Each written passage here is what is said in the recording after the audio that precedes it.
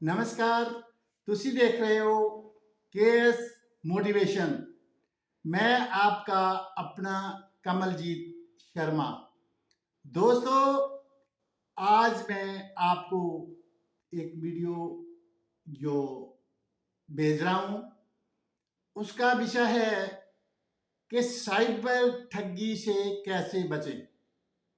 मेरे बहुत से दोस्तों ने ये कमेंट किए थे मेरी पिछली वीडियो के ऊपर कि सर आप थोड़ा धीरे बोलें और लेक्चर हिंदी में करें, क्योंकि ऑल इंडिया से ही मेरे सीनियर सिटीजन्स, दोस्त, बहनें और भाई, बच्चे और नौजवान मेरे साथ जुड़े हुए हैं, जो मेरे लेक्चर अक्सर सुनते रहते हैं और मैं धन्यवादी हूँ, उनका शुक्रगुजार हूँ। और दोस्तों, मेरी वीडियो को शुरू से लेकर आखिर तक जरूर देखना और चैनल को सब्सक्राइब कर लेना, ताकि नेक्स्ट टाइम आपके पास मेरी वीडियो के नोटिफिकेशन ऑटोमेटिक पहुंच जाए।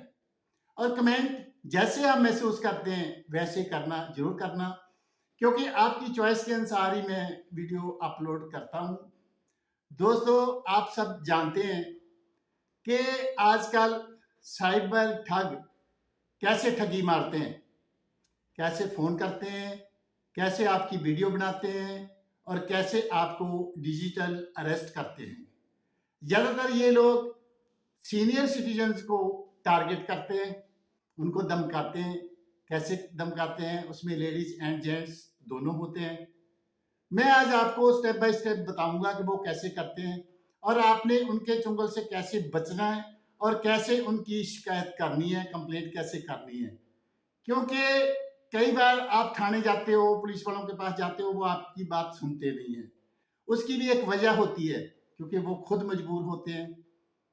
एक तो उनके ऊपर वर्कलोड बहुत ज़्यादा होता है, स्ट्रेंथ उनकी थानों में बहुत कम होती है। बहुत से लोग, बहुत से एम्प्लॉइज़, बहुत से मुलाज़िम पॉलिटिकल लोगों के साथ और दूसरे ऑफिसर्स के साथ सिक्योरिटी ड्यूटी पर लगे रहते हैं, और जो थानों में रहते हैं बहुत कम नफरी होती है उनके पास। वो जब कभी उनको घर जाने का भी मौका नहीं मिलता, वो जब घर जाते हैं तो बच्चे सो रहे होते हैं, जब सुबह आ जाते हैं तो भी बच्चे सोते रहते हैं, तो उनको बच्चों से मिलने का भी टाइम नहीं होता और वो खुद स्ट्रेस में रहते हैं। और कभी कभी जो कंप्लेनेंट है वो कंप्लेंट करके फिर अपने स्टैंड पर नहीं रहता, ये भी उनकी एक मजबूरी होती है।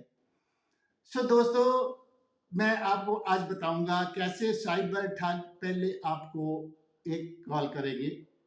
जैसे कि आपको किसी गवर्नमेंट ऑफिसर कॉल कर रहा है और आपकी रिकॉर्डिंग पे कॉल लगी होगी, आपको सुनाई देगा कि आपकी कॉल रिकॉर्ड की जा रही है।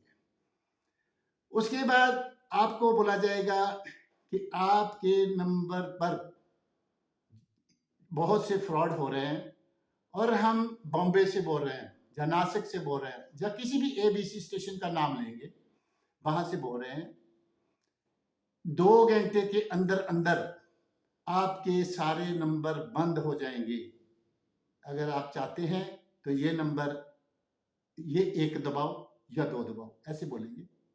तो जब आप 1 दबाओगे या 2 दबाओगे, जो भी वो फ्रॉडर आपको बोल रहा है, तो अगली तरफ से कोई लेडीज या जेंट्स लाइन पर होगा, वो आपको बोलेगा, हाँ जी, मैं आपकी क्या सेवा कर सकता हूँ।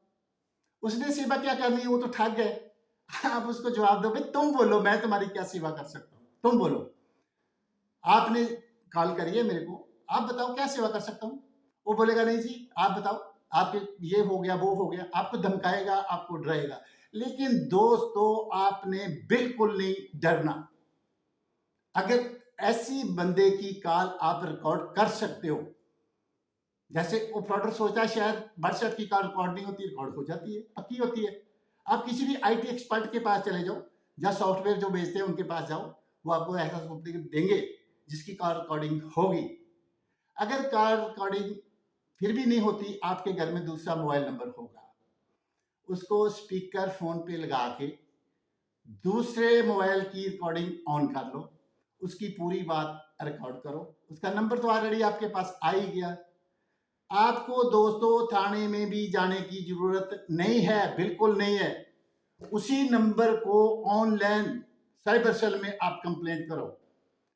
कैसे कंप्लेंट करनी है ये मैं आपको बताता हूं, क्योंकि थाने में जाएंगे, हो सकता है उनके पास टाइम नहीं होगा, जब आपको टरका देंगे। मेरी थोड़ी सी कभी कभी स्पीड बढ़ जाती है, मैं इसके लिए क्षमा चाहता हूं।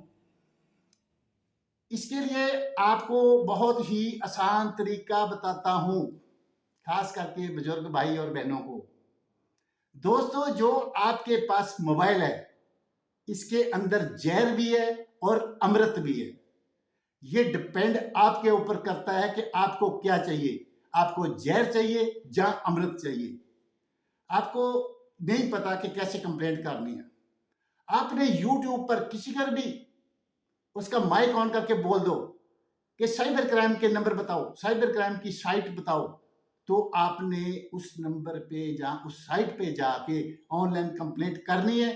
थाने वाले खुद आपको मैसेज करेंगे, फोन करेंगे, आपको बुलाएंगे। वहां जाकर भी दोस्तों डरना बिल्कुल नहीं है। और सबसे बड़ी बात एक मैं जो आपको बता रहा हूं, वहां पर जाकर के आपने सच्ची स्टेटमेंट बतानी है, सच्ची, जो आपको कैसे कैसे ठगी मारी उस बंदे ने, किस साइबर ठग ने अगर आपको ठग लिया है, तो उसको सारी स्टेटमेंट सच्ची बतानी है। क्योंकि दोस्तों जो सच होता है वो 10 साल के बाद भी वही स्टेटमेंट रहेगी। जो झूठ होता है वो दूसरे दिन भूल जाएंगे। इस चीज का खास ख्याल रखना। और दूसरी, अगला पॉइंट मैं आपको जो बताने जा रहा हूं, आप पेपर में पढ़ते हो, न्यूज़पेपर में पढ़ते हो, और सोशल मीडिया पे भी आप देखते हो कभी कभी, और टीवी पे भी देखते हो कि बुजुर्गों को जहाँ किसी भी अकेले आदमी को वो टारगेट करते हैं और उसको डिजिटल होम अरेस्ट कर लेते हैं। डिजिटल अरेस्ट क्या होता है ये मैं आपको बताता हूँ। आपके अपने घर में ही आपको अरेस्ट कर लिया जाता है और कैमरे के अंदर वो साइबर ठग बोलेगा कि तुम हमारी नजर में हो, इधर से बाहर नहीं जा सकते, तुम्हारे इस नंबर पे तुमने क्राइम किया है। ऐसे लोगों के साथ आपकी शमूलियत है। जैसे मान लो किसी एक प्रेस्क्राइब डेट को, जिस डेट को आप बॉम्बे, कैलकाटा या कहीं भी आपने जर्नी करी है, वहां आप गए हैं, आपको पता है, लेकिन वो साइबर ठग आपकी लोकेशन से सारा कुछ निकाल लेते कि आप कहां कहां घूम के आए हो। उसके हिसाब से वो बताएगा फलां डेट को आप वहां गए थे, उस आदमी को मिले थे, ऐसे किया था, वैसे किया था, वो बहुत ऐसा बंदा है। वो आपको आईपीसी की धाराएं लगा करके बहुत से डरावे देगा। लेकिन दोस्तों आपने बिल्कुल नहीं डरना। मेरे बुजुर्ग भाई और बहन डर जाते हैं और डर के उनको सब कुछ बताने लग जाते हैं। उनको डिजिटल होम अरेस्ट किया होता है, कैमरे के अंदर वो होते हैं। वो अपने रिश्तेदार को, मैनेजर को, किसी को भी बोल के पैसे जो वो बोलता है, फ्रॉडर जिस अकाउंट में कहता है उसमें ट्रांसफर कर देते हो। सो दोस्तों, इसके बाद भी तो आप लूटने के बाद भी तो पुलिस के पास जाते हो या कोई कार्रवाई करते हो, क्यों ना इससे पहले करो, इससे पहले करो, ताकि लूटने से आप बच जाएं।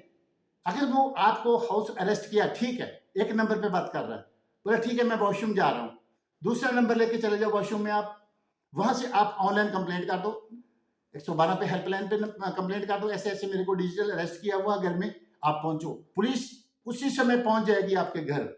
जब पहुंचेगी तो उस साइबर ठग का पर्दाफाश हो जाएगा।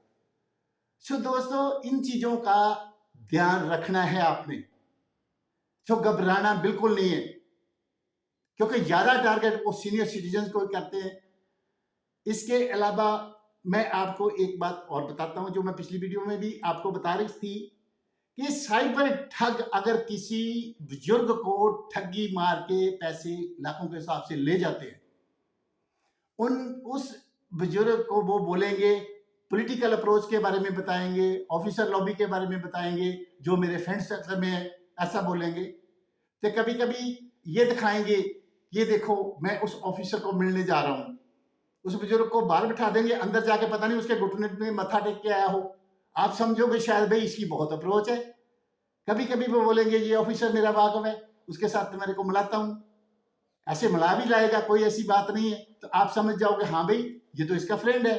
तो दोस्तों, ऐसे लोगों से बिल्कुल डरने की जरूरत नहीं है। ऐसे लोग फिर लूटने के बाद, क्योंकि झूठ के पैर नहीं होते दोस्तों, झूठ के पैर नहीं होते। जैसे मैं पंजाब का रहने वाला हूँ, पंजाबी में मैं बताता हूँ आपको। हमारे पंजाबी में कहते हैं, पल्ले होवे सच ते कोठे चढ़ के नच। दोस्तों हिंदी में कहते हैं, सांच को आंच नहीं। सो इस करके सच्चाई दे रहा ते चलो, बाणी में भी लिखा हुआ है, सच्चे मार्ग चल दिया ते उस्तुत करे जहान। सो दोस्तों अब मैं सीनियर सिटीजन की कैटेगरी में हूँ। उम्र आपको बता चुका हूँ पहले भी, बार बार बताने की मैं जरूरत नहीं समझता। इतनी ठोकरें खाई है जमाने की कि मेरे चैनल पे आप मेरी स्टोरी सुन सकते हो। मैं अक्सर कहता रहता हूँ, आज मेरा विषय अलग है इसलिए मैं ज़्यादा नहीं बताऊंगा, क्योंकि आपकी काम की बातें बताऊंगा आज मैं। अपनी पर्सनल बातें तो मैं अपनी ऑटोबायोग्राफी भी लिख रहा हूँ, मरने से पहले पहले वो मार्केट में आ जाएगी, कुछ बातें मैं इसमें कर दूंगा। सो दोस्तों एक और जो अहम और इम्पोर्टेंट बात जो मैं आपको समझाने जा रहा हूं, उसको ध्यान से सुनना। एक तो मैं सभी वीडियो में आपको बताता हूं कि मेरी वीडियो को बार बार सुनो। अगर बार बार सुनोगे, जितनी बार भी सुनोगे, हर बार में आपको एक नई बात समझ आएगी।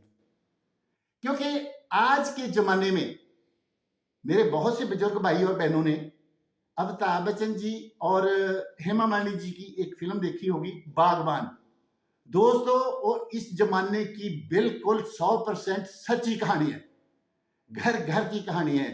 सभी दोस्त, बहुत बुजुर्ग जो दोस्त है वो दुखी है अपनी औलाद से, अपने अपनों से, तो वो सहारा ढूंढते हैं। वो सहारा ऐसे लोग ज्यादा ढूंढते हैं जिनका पार्टनर उनको छोड़ के जा चुका हो। दोनों में से जब एक चले जाता है ना, ऐसे होता है जैसे आपकी कार पंचर होगी। तो एक पहिया पंचर हो गया तो फिर आपकी गाड़ी नहीं चलेगी, आपको पता है, सबको पता है। तो वो अपना दर्द दूसरों को बताता है।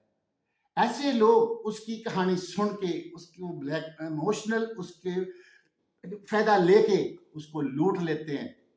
सो कोशिश करें कि कभी भी किसी को अपने घर की बात मत बताएं।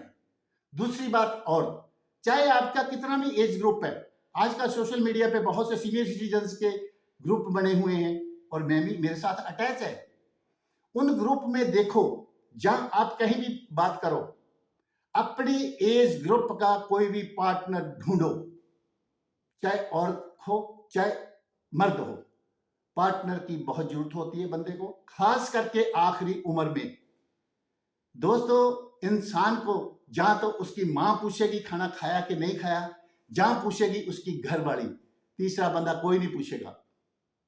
सो दोस्तों चाहे आप 10,000 पर मंथ के हिसाब से कोई नौकर रख लो, नौकर दोस्तों नौकर ही रहेगा, वो आपकी कभी सेवा नहीं करेगा। अगर आप शादी करोगे, उसका ख्याल रखोगे, क्यों, तो फिर वो आपकी दवाई का, आपके खाने का, आपके कपड़ों का, बल्कि आपके घर का, बल्कि हर चीज का ख्याल रखेगा। तो दोस्तों जो आपके अपने होते हैं, अपनी औलाद होती है, कोई नहीं पूछेगा। वो तो आपके मरने के बाद आपके प्रॉपर्टी के हकदार जरूर बन जाएंगे।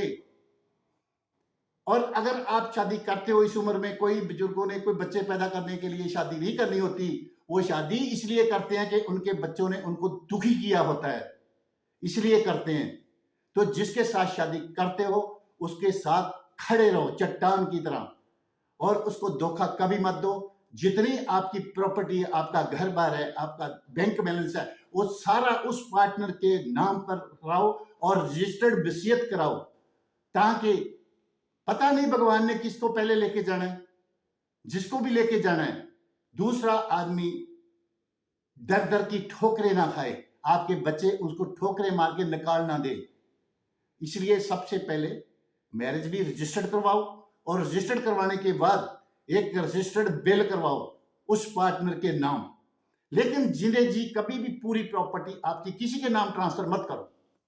जब तक आपके पास है आपको लोग पूछेंगे, जब आपने ट्रांसफर कर दी, चाहे आपके सगे बच्चे हो चाहे कोई हो, आपको कोई नहीं पूछेगा, ये मेरी गारंटी है।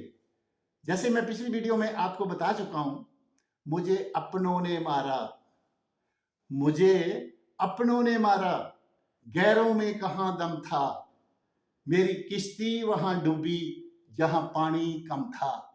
दोस्तों, जो लोग अपनों पर भरोसा कर जाते हैं, उनकी बातों पर भरोसा करके कोई भी डिसीजन ले लेते हैं, तो वो उनको पहले तो वो डोबते हैं। उसके अलावा जब वो धोखा दे जाते हैं, उसका पार्टनर भी चले जाता है, फिर वो दुखी होता है, फिर ऐसे साइबर ठग उनको अपना बन के, उसका भरोसा जीत के उनको ठगी मार जाते हैं। लेकिन दोस्तों, स्वाय उस भगवान के किसी पर भरोसा मत करो और अच्छे कर्म करते जाओ। जैसे गीता में भगवान श्री कृष्ण जी कहते हैं, कर्म करो और फल की इच्छा मत रखो। क्यों मत रखो? आप जैसा कर्म करोगे वैसा ही फल आपको मिलेगा। जैसे एक किसान जो फसल बीजता है, जो भी फसल बीजता है, वो जो उसको चाहिए वो बीजेगा, तो उसका फल उसको मिलेगा। उसकी मर्जी तब तक चलती है जब तक वो फसल को वो नहीं देता। जब फसल बीज देता है फिर तो वही काटनी पड़ेगी। इसलिए जैसा कर्म हम करते हैं वैसा ही उसका फल देगा। जैसे कहते हैं, जैसा कर्म करोगे वैसा फल देगा भगवान। ये है गीता का ज्ञान, ये है गीता का ज्ञान। सो दोस्तों, मेरी ऐसी वीडियोस देखने के लिए मेरे चैनल को सब्सक्राइब जरूर कर लेना, बेल आइकन की घंटी बजा देना, और कमेंट आप जैसे भी समझते हो, जैसे ठीक लगे वैसे ही कमेंट जरूर करो, जो आपकी चॉइस के अनुसार मैं और ऐसी वीडियोस अपलोड कर सकूं। और इस वीडियो को बार बार सुन के देखो, और मैं दावा करता हूं जितनी बार भी मेरी वीडियो को सुनोगे, हर बार में आपको नई बात समझ आएगी। मिलते हैं दोस्तों अगली वीडियो में। आपका दोस्त कमलजीत शर्मा।